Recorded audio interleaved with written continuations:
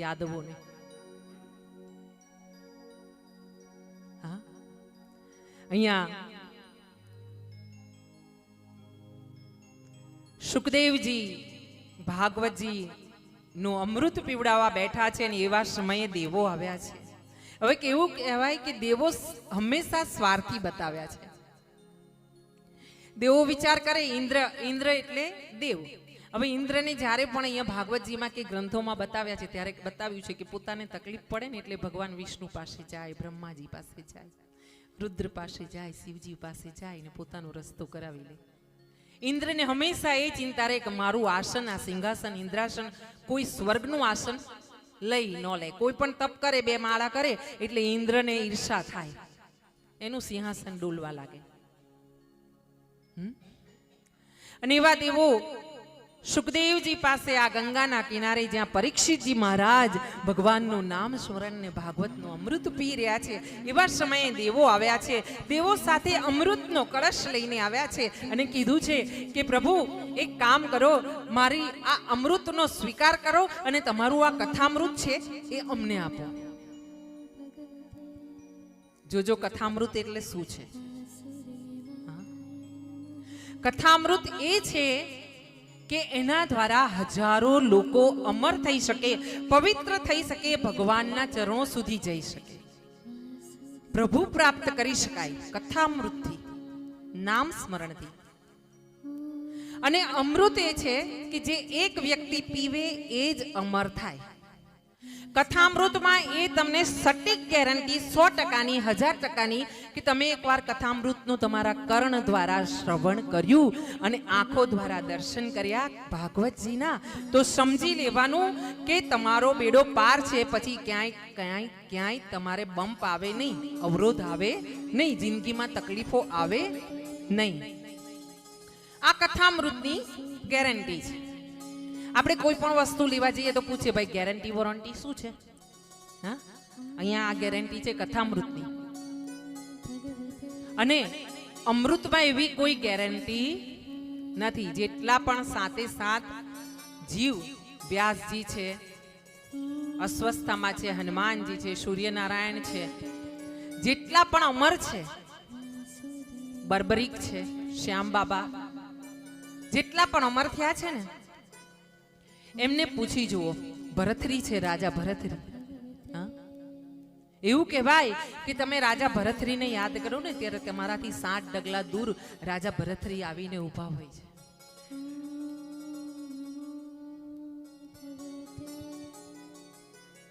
અને અમૃત પીધા પછી, અમર થયા પછી ઘણીવાર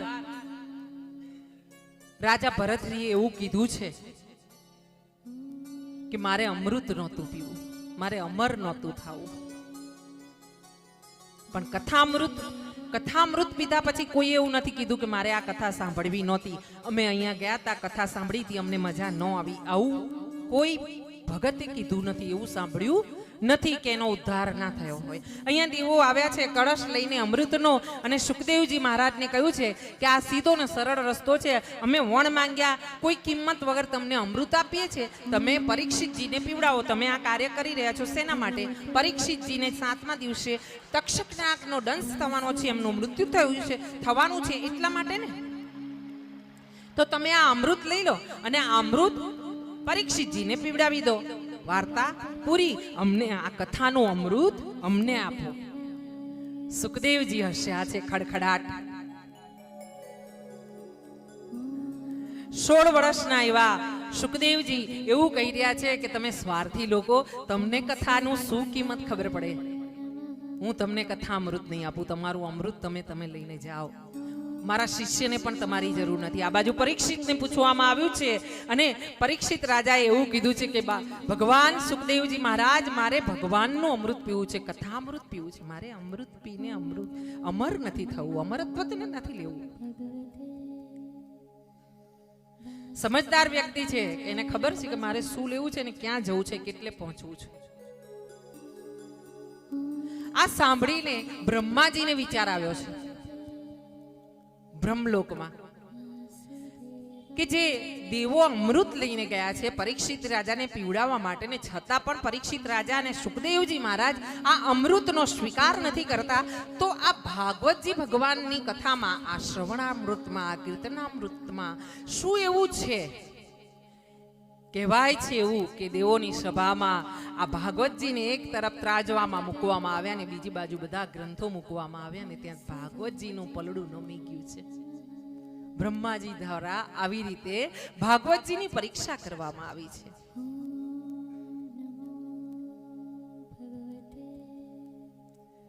ભાગવત જે ભવને સુધારી નાખે ને એ ભાગવત. ભ એટલે ભગવાન, ગ એટલે એના તરફની ગતિ, ગંતવ્ય.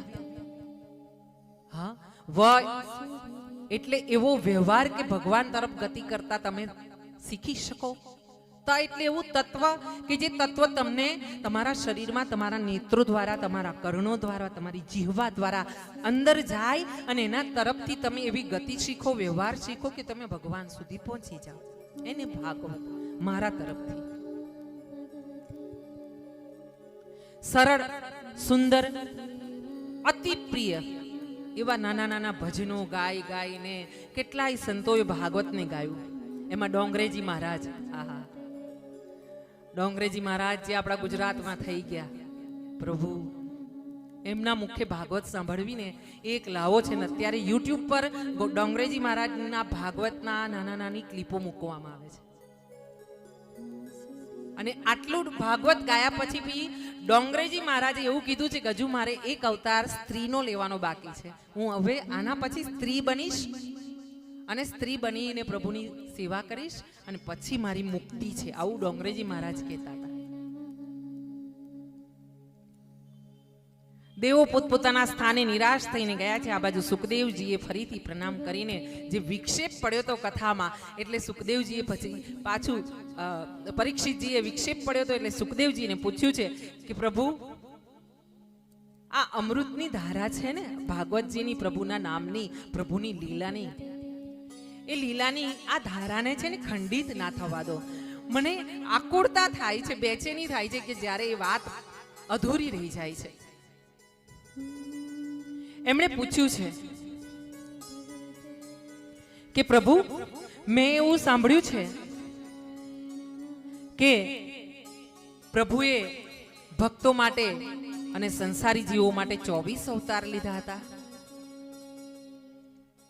સુખદેવજી મહારાજ, હે ગુરુદેવ, હે પ્રભુ, તમે મને ભગવાનના આ 24 અવતારોનું વર્ણન કરીને સંભળાવો, મારે એ શ્રવણ કરવું છે. પરીક્ષિતજી મહારાજ પદ્માસન વાળીને ગંગાજીના કિનારા પર બેઠા છે, હાથ જોડીને આંખો બંધ કરીને ગુરુજીના ચરણોમાં પોતાના આત્માને સમર્પિત કર્યો છે.